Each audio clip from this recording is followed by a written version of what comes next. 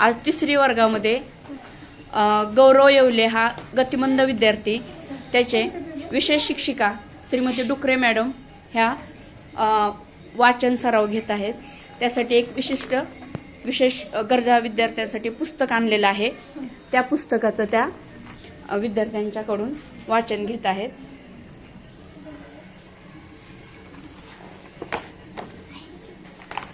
गौरव काका येवले हा विद्यार्थी विशेष गरजामध्ये मोडतो।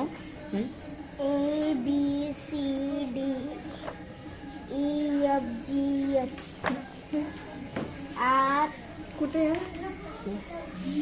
अरे येस आहे, आदली मधले येत नाहीत का?